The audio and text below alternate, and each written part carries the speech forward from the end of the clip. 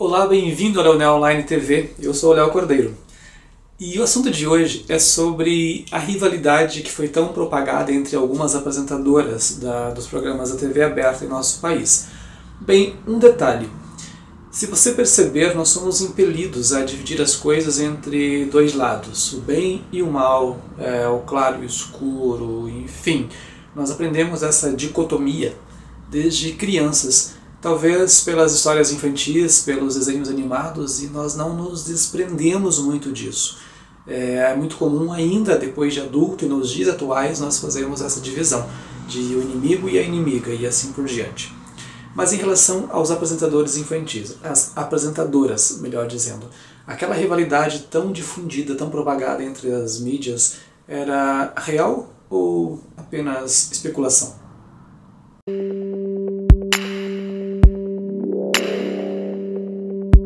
Na década de 1980, quando houve o boom dos programas infantis, houve o apogeu da Xuxa, da Mara e da Angélica, se falava muito sobre essa rivalidade entre as apresentadoras. No entanto, mesmo naquela época, quando isso ainda estava sendo propagado pelas revistas de fofoca, as três mantinham um bom relacionamento. Tem várias fotos das três juntas em um evento, e também a Mara e a Angélica participavam com uma certa regularidade do show da Xuxa. A Xuxa nunca foi no programa da Mara nem da Angélica, por razões contratuais. A Globo sempre foi mais precavida, sempre segurou mais os seus artistas, principalmente aqueles que dão grande audiência.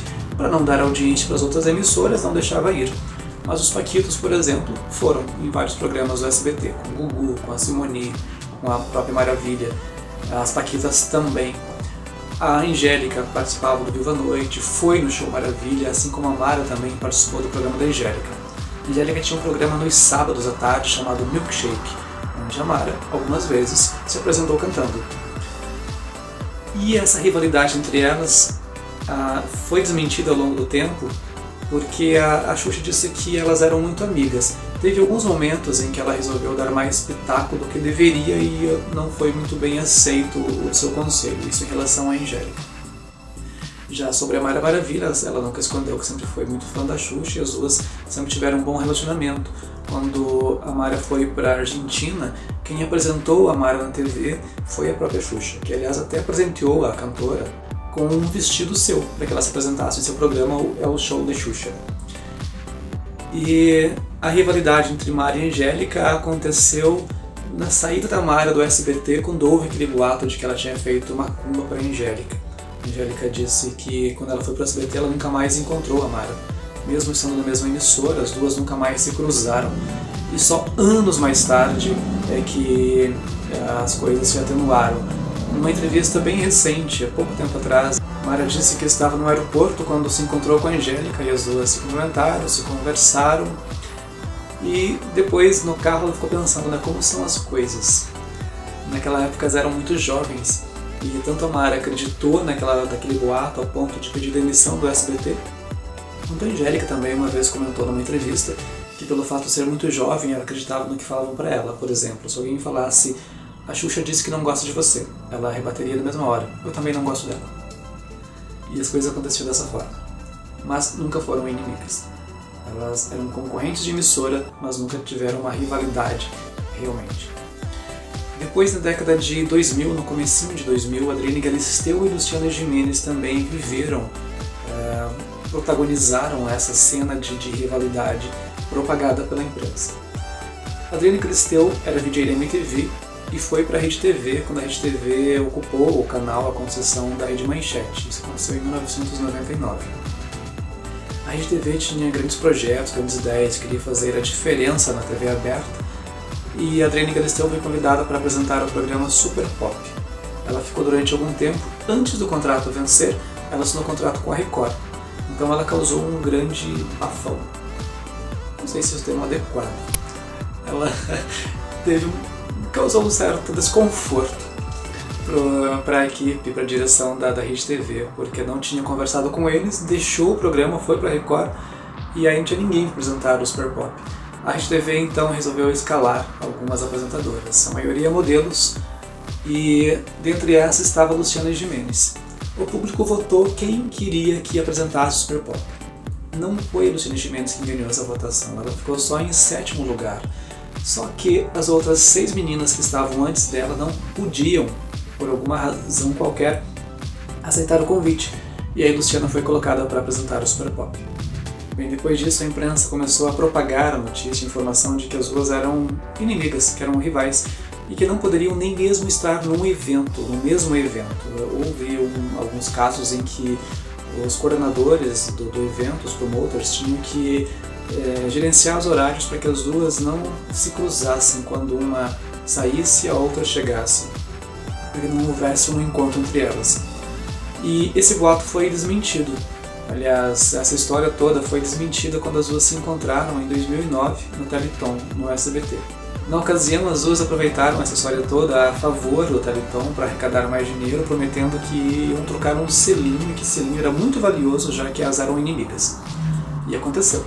As duas se beijaram no palco quando atingiram a meta estabelecida, almejada para dar as doações. Depois disso, Adriane Galisteu ainda participou de uma entrevista com a Luciana Gimenez no Super Pop. Ou seja, as duas nunca foram inimigas, até porque não tinha razão de uma não gostar da outra.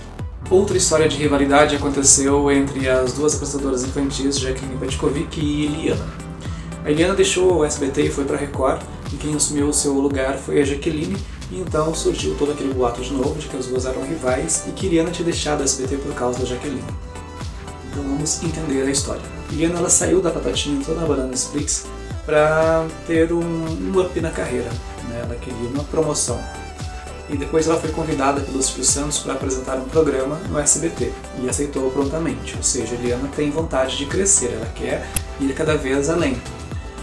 No SBT ela apresentava um programa chamado Festolândia, e era um programa semanal que foi cancelado 4 meses depois da estreia, porque tinha um custo muito elevado, ou seja, o Silvio Santos ele não leva muito em consideração as pessoas.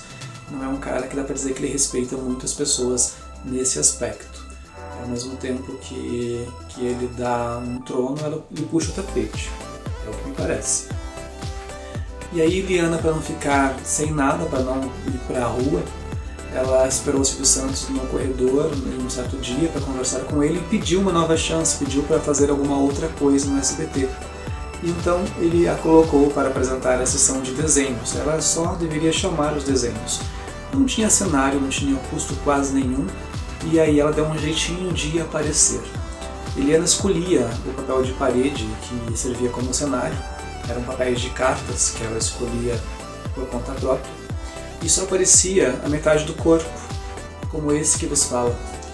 E então ela resolveu inventar músicas para trabalhar com as mãos. Foi aí que surgiu, por exemplo, a música Os Dedinhos, que foi um dos grandes sucessos dela como cantora solo, como apresentadora. E depois Os Dedinhos, outras canções que ela dançava só com os ombros e com as mãos, até que ela foi pro Bom Dia e Companhia, e isso aconteceu em 1993. No Bom Dia e Companhia ela teve um grande espaço, ela cresceu bastante, teve seu nome em vários produtos licenciados, mas em 1998 ela resolveu pedir mais espaço, ela queria uma nova oportunidade, um novo programa no SBT que foi negado pelo Silvio Santos. Aí ela começou uma negociação com a Rede Record, que estava oferecendo mais coisas para ela. Aliás, a Rede Globo também queria a Eliana lá, mas era mais vantajoso para ela ir para Record, porque a Globo ia deixá-la na geladeira por um tempo até que aquela imagem dela se desfizesse, ou seja, ela poderia perder muito comercialmente indo para a Globo. E quando ela começou essa negociação, o Silvio Santos, preocupado com a saída dela, resolveu gravar um piloto do Bom Dia e Companhia com a Jacqueline Petkovic, que na época apresentava o programa Fantasia. Ele gostou bastante do resultado com a Jacqueline.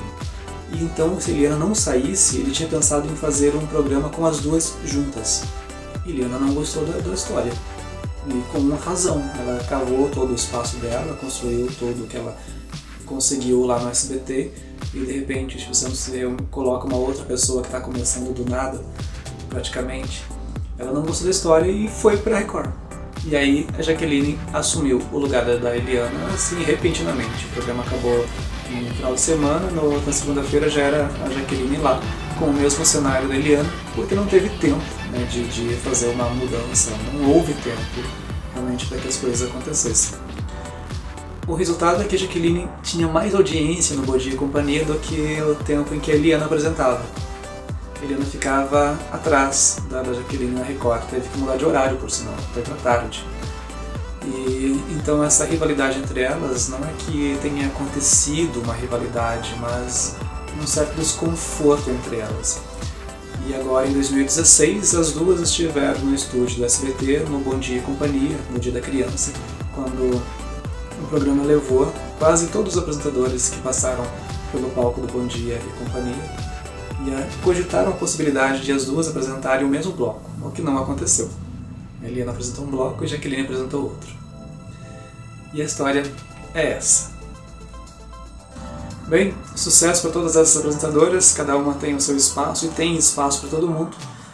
Eu fico por aqui. Um grande beijo, até o próximo vídeo. Assine, compartilhe, se inscreva no meu canal. Até o próximo. Tchau.